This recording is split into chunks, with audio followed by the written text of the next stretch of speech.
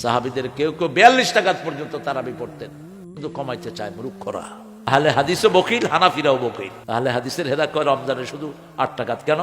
রাসূল তো সারা বছর পড়ছে, তুই রমজানে পড়বি কেন? সারা বছর কয় রাকাত?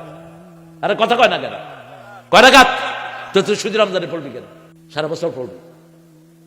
এক এক রাকাতে 50 আয়াত করে পড়তেন, রুকুতে 50 আয়াত পর্যন্ত থাকতেন। পা ফুলে মোটা হয়ে যেত রাসূলের এই তারাবি পড়তে গিয়ে, কিয়ামুল লাইল। আর তুমি শুধু কামা। আর আমগো এগুলি তো আছে মাশাআল্লাহ, জোরে পড়ে আলহামদুলিল্লাহ রাব্বিল আলামিন। ঢাকা এক তারাবিতে গেলাম, মুতাল্লিকাতে আছে ইমাম হালাহন 30 মিনিটের ভিতরে তারাবি এসা মুনাজাত সব উচ্চ হালায় শেষ করে হালায়। ইমাম হালায় চিন্তা করলো, এই মুতল্লি হালায় তো পয়সা দিবে না, তেম নামাজের যাই হয় হোক আমার পয়সা তো ঠিকঠাক। আলহামদুলিল্লাহ রাব্বিল আলামিন রহমান রহিম মালিক ইয়াউমিদ্দিন আলাদ-দাল্লিন। মানুষ মনে করে বিপদ একটা গেল, এটা লেগে তারাবি আসছে।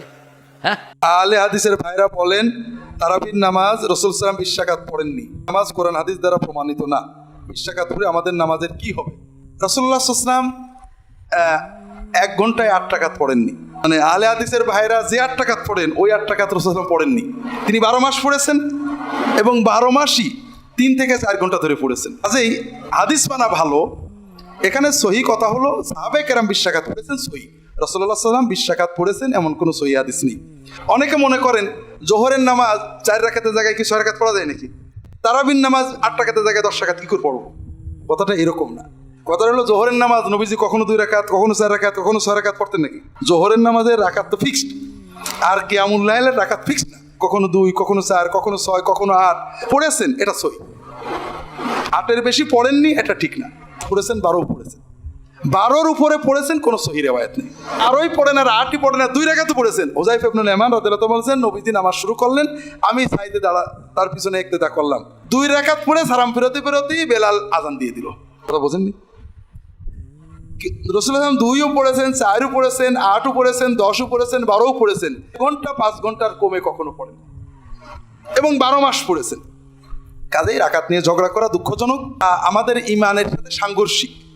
একজন মানুষ নামাজ পড়ছে, আমরা যারা মনে করি পিঠের কম পড়লে নামাজ হবে না, ঠিক না। রাসূলুল্লাহ সাল্লাল্লাহু আলাইহি ওয়াসাল্লাম সংখ্যা ঠিক করে দেননি। মনে করেন 8-এর বেশি পড়লে নামাজ হবে না, খুবই গলত করে। রাসূলুল্লাহ সাল্লাল্লাহু আলাইহি ওয়াসাল্লাম স্বয়ং 8-এর বেশি পড়েছেন, 10 পড়েছেন, 12 পড়েছেন, সাহাবীরা 20 পড়েছেন, সহি। আর যেহেতু রাসূলুল্লাহ সাল্লাল্লাহু আলাইহি ওয়াসাল্লাম সংখ্যা নির্ধারণ করেননি, কখনো 2, কখনো 4, কখনো 6, কখনো 8, কখনো 10, কখনো 12 পড়েছেন।